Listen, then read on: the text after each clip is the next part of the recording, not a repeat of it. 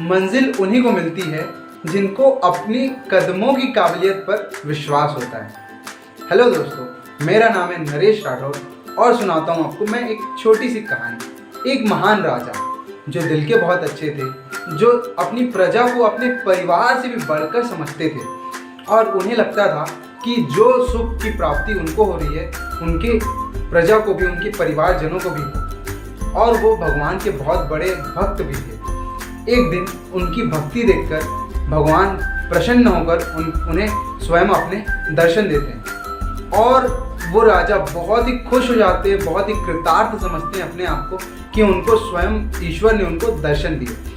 अब वो राजा भगवान को कन्विंस करते हैं कि जिस तरीके से उनको भगवान ने दर्शन दिया उसी प्रकार उनकी प्रजा को भी, उनके परिवारजन को भी ईश्वर स्वयं दर्शन दे।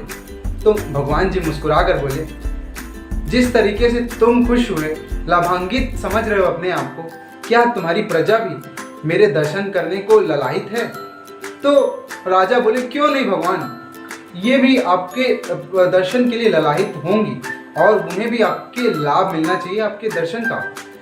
तो जैसे तैसे राजा ने भगवान को कन्विंस किया और दिन, समय और जगह तय हुई और भगवान ने कहा कि मैं इस जगह, इस समय पर आप सभी को दर्शन दूंगा, आप अपने प्रजा और सारे लोगों को इकट्ठा करके ले आओ। फिर पूरे नगर में ढिंढोरा पिटवाया गया और बताया गया कि भगवान स्वयं सभी को दर्शन देंगे, सभी को राजा के साथ चलना है। और जैसे ही सब ने चलना प्रारंभ किया कि कुछ दूर चले ही थे कि एक तांबे का पहाड़ दिखाई दिया और कुछ लोग उसे मंत्रमुग्ध हो गए और अपने आप को रोक नहीं पाए और चले गए उस तांबे के सिक्के को इकट्ठा करने। राजा ने चेतावनी दी कि नहीं, ये लुभावनी चीज़ों में ना जाओ, हमें भगवान के दर्शन करने जाना है। लेकिन कुछ लोगों ने ये नहीं माना और चले गए तांबे के सिक्के इकट्ठा करने के लिए। उन्हें लगा कि कर लेंगे भगवान के दर्शन। फिर जो बचे थे वो लोग फिर आगे बढ़े। जैसे कुछ आगे बढ़े ही थे तो एक चांदी के सिक्कों का पहाड़ दिखाई दिया।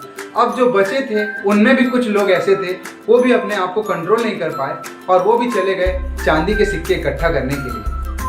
अब राजा बहुत ही दुखी हुए और बोले कि ये कैसे लोग हैं, इनको मैं भगवान स्वयं भगवान के दर्शन कराने लेकर जा रहा हूँ और ये चांदी और तांबे के सिक्के कलेक्ट करने के लिए पड़े हुए हैं। और जो उनके साथ प्रियजन होते हैं वो भी हाँ में हाँ मिलाते हैं, सही बात है, कैसे लोग हैं। फिर जो बचे होते हैं वो फिर आगे बढ़ना स्टार्ट करते हैं और कुछ दूरी वो चलते हैं तो एक सोने का पहाड़ सामने दिखाई देता है। अब जो बाकी जो बचे होते हैं वो भी अब वो सोने के सिक्के इकट्ठा करने के लिए दौड़ पड़ते हैं। अब राजा शर्मसार हो जाते हैं, वो बहुत दुखी होते हैं कि मैं भगवान को क्या मुंह दिखाऊंगा, क्या सोचेंगे भगवान मेरे बारे में।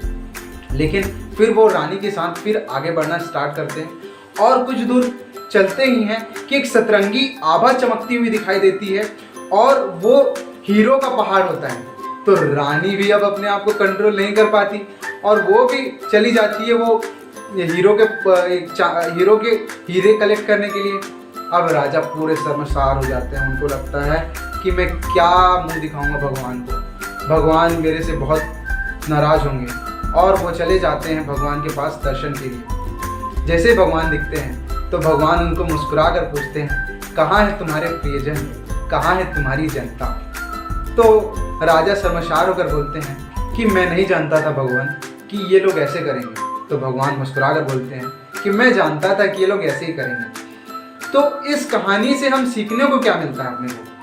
इस कहानी से सीखने को ये मिलता है कि हम छोटे मोटे डिस्ट्रैक्शंस हैं उन पर हमको ध्यान नहीं देना है और हमारे जो बड़े गोल हैं जिनको हमने टारगेट किया, जिसको हमने सेट किया, उस पर कंटिन्यूअसली लगातार हमको उस पर आगे बढ़ना है और छोटी मोटी डिस्ट्रैक्शन को अवॉइड करना है।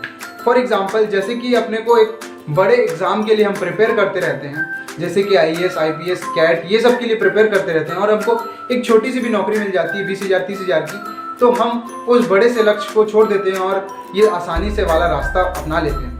लेकिन हम अपने आप पर विश्वास नहीं कर पाते कि हम वो बड़ा टारगेट अचीव कर सकते हैं। लेकिन अगर विश्वास करें अपने आप पर तो वो बड़ा टारगेट हम आसानी से अचीव कर सकते हैं और अगर हम लगातार उस टारगेट पर बढ़ें तो डेफिनेटली हम उस टारगेट को अचीव कर सकते हैं। तो यही सीखने को मिलता है माय डियर फ्रेंड्स।